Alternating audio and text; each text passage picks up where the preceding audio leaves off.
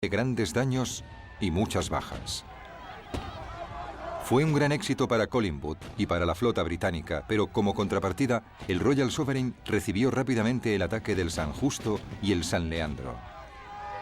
Solo la oportuna llegada del Belil del capitán Harwood y del Mars y del Tonan poco después lograron que los barcos aliados se alejaran.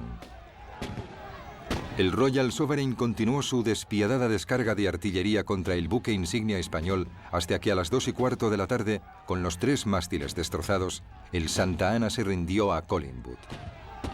340 marineros españoles habían muerto o resultado heridos durante el ataque. El Royal Sovereign también se encontraba muy dañado, con 141 hombres muertos o gravemente heridos esparcidos sobre las cubiertas.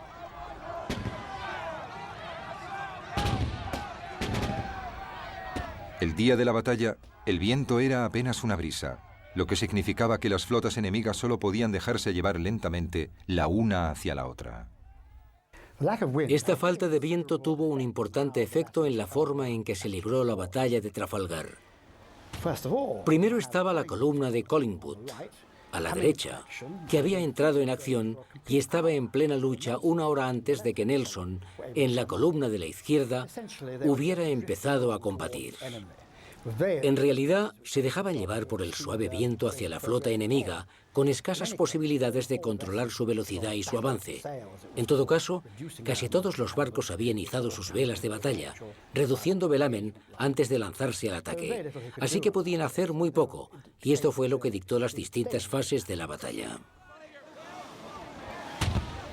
Mientras avanzaba lentamente, el Victory, gravemente dañado, recibía los ataques del Redoutable y del Bucentaure. Y con 50 bajas, aún no podía abrir fuego.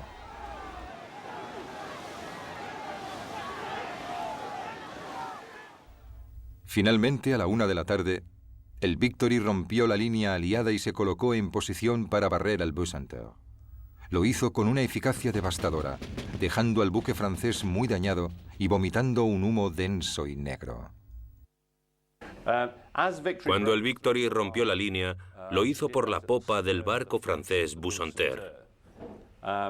Después, la tripulación intentó apartar las velas que habían caído y los mástiles que habían sido derribados y que todavía se hallaban sobre la cubierta. Mientras hacían estas tareas, se iban aproximando al barco que seguían al Bucentaure, el Redoutable. Se acercaron tanto que ambos buques terminaron arrimados el uno al otro, siendo el Victory abordado por un tiempo.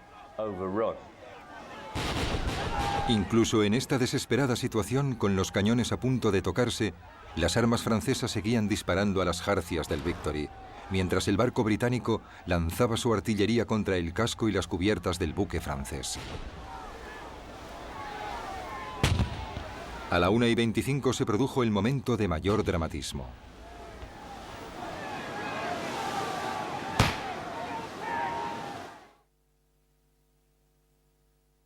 Cuando el fuego enemigo alcanzó a Nelson, este iba y venía nerviosamente por el castillo de popa junto a Hardy. No había mucho más que pudiera hacer. Tenía que dejar que los hombres le vieran para mantener alto su espíritu combativo. Nelson no usaba la chaqueta de su uniforme. Vestía una levita raída, pero como era caballero de 4 órdenes de caballería diferentes, tenía bordadas las insignias de dichas órdenes en la levita. Era un objetivo claro, pues aunque no llevara su uniforme de almirante, portaba una chaqueta que cualquiera podía distinguir. Nelson se hallaba cerca del hueco de la escotilla, y mientras estaba encarado hacia la popa, una bala venida del Redoutable le alcanzó de lleno. Le entró por el hombro, le atravesó el torso y se le incrustó en la columna vertebral. Al levantarlo del suelo, Nelson le dijo a Hardy: «Al fin han acabado conmigo, Hardy. Me han roto la columna». Inmediatamente sacaron a Nelson de la cubierta. Le llevaron, herido de muerte, a la cabina del Victory, que estaba llena de marineros muertos o moribundos, en una escena que Alexander Scott, el capellán del barco, compararía más tarde con el caos de una carnicería. En medio de esa pesadilla de miembros amputados y cuerpos destrozados, el almirante Nelson yacía moribundo. A los marineros y oficiales heridos en un buque de guerra se les atendía bajo las cubiertas en la cabina del piloto. Los cirujanos trabajaban allí abajo. Era una escena horrible. Allí llevaron a Lord Nelson. Los marineros lo llevaron en brazos hasta la cabina, pero cuando el cirujano le dijo: «Intentaré salvarle, señor», Nelson le respondió: «No pierda el tiempo conmigo, voy a morir. Noto que tengo la columna partida. Noté cómo la bala me rompía la espalda». Nelson dijo que sentía que sangraba cada vez que respiraba y repitió que estaba acabado. «No se moleste por mí, vaya a atender a los hombres que pueda salvar». A las 2 de la tarde, el Redoutable se rindió finalmente izando la bandera blanca. Atacado por el Victory a babor y por el Temerine a estribor, tanto su valiente capitán, Jean-Jacques Lucas, como su tripulación habían luchado con coraje. El Redoutable había empezado la batalla con 643 oficiales y tripulantes. Cuando el malherido Lucas entregó su espada para rendirse, no sabía que 487 de ellos habían muerto y que otros 81 sufrían heridas mortales. Solo 75 hombres estaban lo bastante bien como para poder tripular el barco. A los británicos no todo les estaba saliendo bien. Era evidente que el Victory estaba prácticamente destruido. A todos los efectos, a las 3 de la tarde, era solo un bulto flotando, debido a la potencia del ataque del Redoutable. El Royal Sovereign de Collingwood era el que había sufrido los peores ataques. Había sido rodeado por 5 barcos franceses y españoles que lo habían destrozado.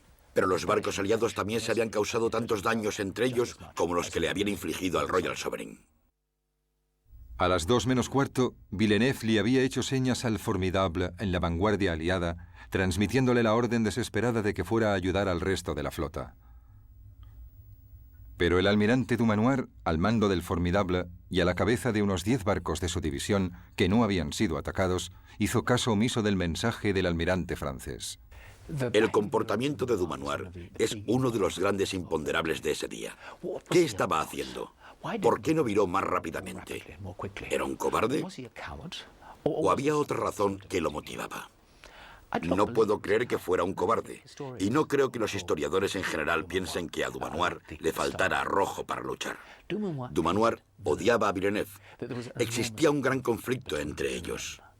Eran rivales desde hacía años y Dumanoir sabía perfectamente lo que intentaba hacer Villeneuve con el Victory para ascender de categoría y continuar con su oposición a Napoleón Bonaparte.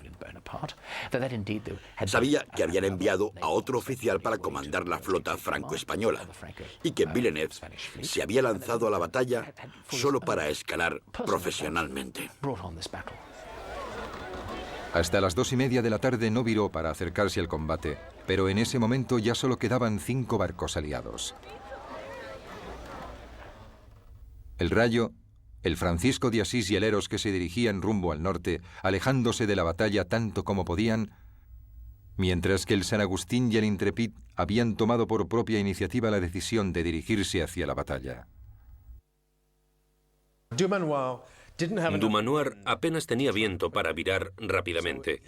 Cuando finalmente logró hacerlo, seguía sin haber suficiente viento para lograr acercarse con rapidez al escenario de la batalla. Así que se desplazaba lentamente porque, como se trataba de barcos de vela, sin viento no avanzaban. Solo soplaba una suave brisa y Dumanoir tenía que dirigirse tan raudo como fuera posible hacia la batalla. Pero no podía hacerlo. La reducida división de Dumanoir llegó finalmente 3 horas después de que hubiera empezado la lucha. Y no lo hizo con facilidad.